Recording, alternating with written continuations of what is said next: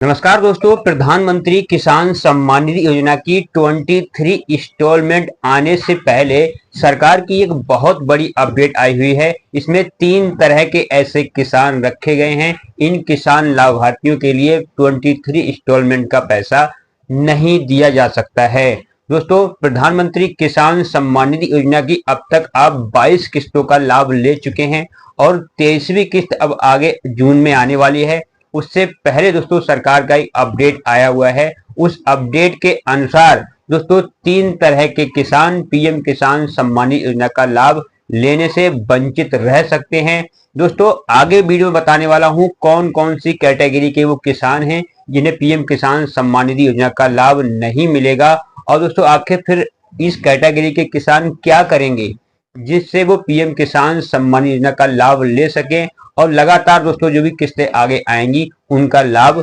लेते रहेंगे। दोस्तों इसके लिए आप बिल्कुल वीडियो को स्किप मत करना, चैनल को सब्सक्राइब जरूर कर लेना, वीडियो को दोस्तों पूरा देखना और स्टेप बाय स्टेप जो मैं प्रोसेस बता रहा हूं, आप अगर उस कैटेगरी के किसान हैं तो दोस्तों आप वही काम करना जिससे आपका पीएम किसान सम्मान योजना का लाभ आपका आता रहेगा और आपका लिस्ट से नाम नहीं काटा जाएगा। तो दोस्तों मेरा नाम विपिन कुमार है और मैं अंशिका एजुकेशन चैनल से बिलोंग करता हूं। दोस्तों पीएम किसान सम्मान निधि योजना से, राशन कार्ड से या फिर वृद्धा पेंशन योजना से या फिर फार्मर आईडी से संबंधित वीडियो मैं आपके लेकर आता हूं जो भी आपकी समस्याएं होती हैं। तो दोस्तों चलते हैं वीडियो में और सबसे पहले हम सीखते हैं कि वो कौन कौन से किसान हैं जिस वर्ग के किसानों को पीएम किसान सम्मान निधि योजना का पैसा देने से गवर्नमेंट ने इनकार किया है। तो दोस्तों सबसे पहले हम जानते हैं फार्मर आईडी रजिस्ट्रेशन। दोस्तों यूपी के अंदर अभी काफी ज्यादा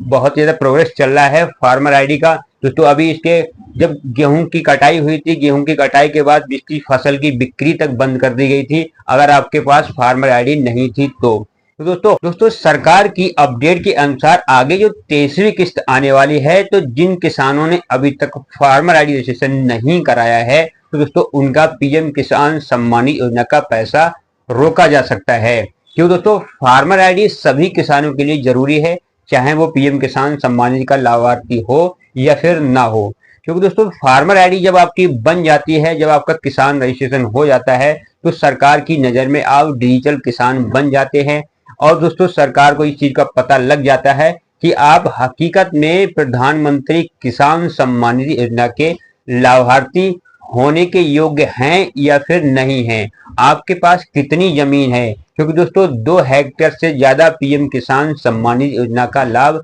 लेने वाला अपात्र माना जाता है, उसके लिए पीएम किसान अपात्र है। तो दोस्तों फार्मर आईडी के जरिए, किसान रजिस्ट्री के जरिए आपकी जितने भी जमीन के गांठे हैं, जितना भी आपका क्षेत्रफल है, सब कुछ दोस्तों ऑनलाइन डिजिटल हो जाता है और सरकार एक आधार नंबर से ही पता कर लेती है कि पीएम किसान सम्मान निधि योजना के आप योग्य हैं या फिर नहीं हैं। तो दोस्तों इसीलिए सरकार सभी के पीएम किसान सम्मान निधि योजना के लिए फार्मर आईडी बनवाना सभी को अनिवार्य कर दिया गया है,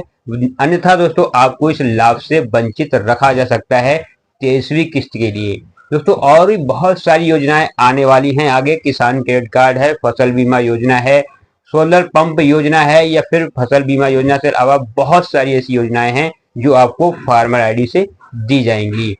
इसके बाद दोस्तों वो किसान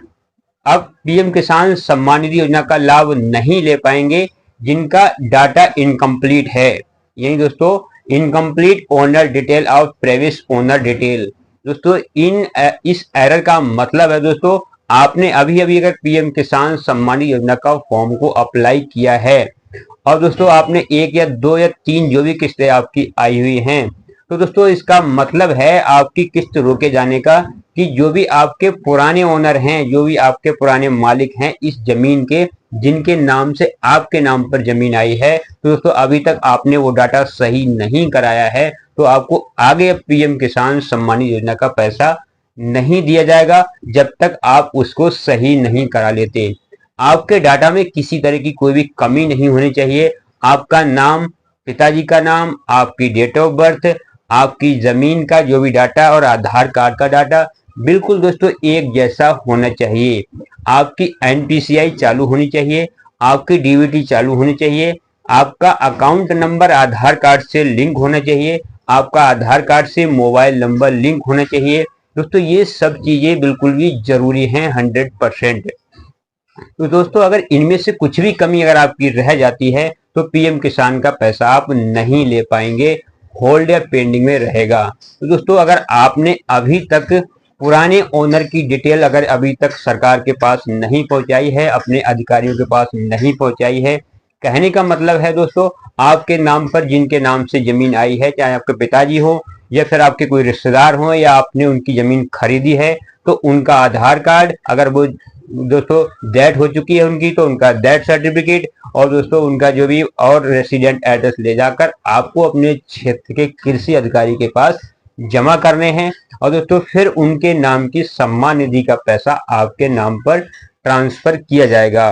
दोस्तों ये चीज इसलिए जरूरी है, अगर आपके डाटा में ये कमी रह रही है तो आपको पीएम किसान सम्मान निधि का पैसा बिल्कुल भी नहीं मिलेगा। आप पीएम किसान सम्मान निधि योजना की ऑफिशियल वेबसाइट पर जाकर अपडेट इंफॉर्मेशन का फॉर्म भी भर सकते हैं इसके लिए, लेकिन दोस्तों इसमें एक दिक्कत है, ये जल्दी अप्रूवल नहीं हो पा रहा है, लोगों को कई कई महीने हो गए हैं ये पेंडिंग में लगा हुआ है। तो इसके लिए दोस्तों आपको अप्रूवल कराने के लिए ऑफलाइन जरूर संपर्क करना पड़ेगा अपने कृषि अधिकारी से या फिर कृषि केंद्र पर। आप जन सुनवाई पोर्टल पर भी दोस्तों इसकी कंप्लेंट कर सकते हैं। पीएम किसान सम्मान निधि योजना की ऑफिशियल वेबसाइट पर helpline number, customer care number पड़े हुए हैं, आप उन पे बात कर सकते हैं और अपनी समस्या का समाधान दोस्तों ले सकते हैं। इसके बाद दोस्तों आपका आता है भूमि सत्यापन। दोस्तों सबसे ज्यादा मेन चीज और सबसे ज्यादा दोस्तों अर्जेंट चीज यही है कि भूमि सत्यापन। दोस्तों भूमि सत्यापन का मतलब है दोस्तों कि आप कहाँ के रहने वाले हैं, आपके नाम पर कितनी जमीन है, इस चीज का सत्यापन दोस्तों होना बहुत ही ज्यादा जरूरी है।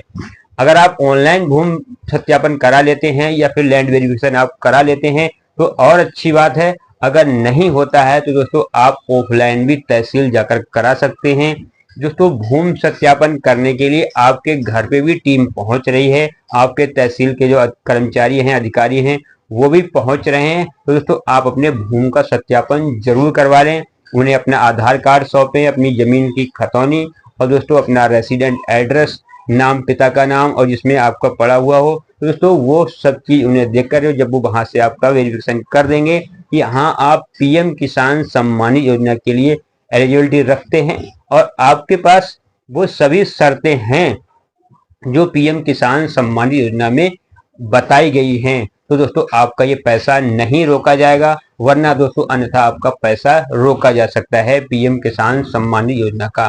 दोस्तों आप अच्छी तरह से जानते हैं कि पीएम किसान सम्मान निधि योजना एक ऐसी योजना है जो गरीब किसानों को दी जाने वाली योजना है, जिसमें कोई सरकारी नौकर है या फिर किसी के पास 2 हेक्टेयर से ज्यादा जमीन है या फिर किसी के घर में कार है या एसी है या फिर वो दोस्तों जिसके पास 10-5 हेक्टेयर ज्यादा जमीन है या फिर वो पेंशन भोगी है, 10,000 से ज्यादा पेंशन जिसकी आती है या फिर वो टैक्स पे करता है या फिर एक ही राशन कार्ड में ज्यादा से ज्यादा नाम है, 2, 4, 6, 8 राशन कार्ड में नाम है और एक ही राशन कार्ड में एक ही फैमिली में अगर 2 या 3, 4 लोग फैमिली में अगर पीएम किसान सम्मान निधि योजना का पैसा ले रहे हैं लोग, तो दोस्तों वो पैसा उनका रोका जा सकता है, चाहे वो पति पत्नी ही क्यों ना हो। दोस्तों एक फैमिली में सिर्फ एक के ही लिए ही पीएम किसान सम्मान निधि अलाउड है, एक ही दोस्तों पीएम किसान का पैसा ले सकता है,